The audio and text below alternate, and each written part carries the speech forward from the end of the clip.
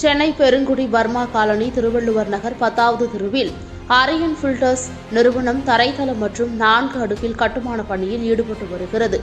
இதற்காக சுமார் 15 அடி ஆழத்திற்கு குழி தோண்டியுள்ளனர். இதனால் அருகில் உள்ள இடங்களில் மண் சரிவு ஏற்பட்டு 5 வீடுகளின் சுவர் இடிந்து விழுந்து வீடுகளும் சரிந்து விபத்திற்குள்ளானது. மேலும் பல வீடுகளின் சுவர்களில் விரிசல் ஏற்பட்டுள்ளது. இந்த விபத்தினால் யாருக்கும் காயமில்லை. இருப்பினும் பொதுமக்கள் அச்சத்தில் உள்ளனர். இதுகுறித்து மாநகராட்சி அதிகாரிகள் சேதமடைந்த வீடுகள் குறித்து கணக்கிட்டு வருகின்றனர். சோழிங்கநல்லூர் சட்டமன்ற உறுப்பினர் நேரில் சென்று பார்வையிட்டு அப்பகுதி மக்களுக்கு ஆறுதல் தெரிவித்துள்ளார். சான்றோர் குரல் செய்திகளுக்காக ஆகாஷ் பச்சையப்பன்.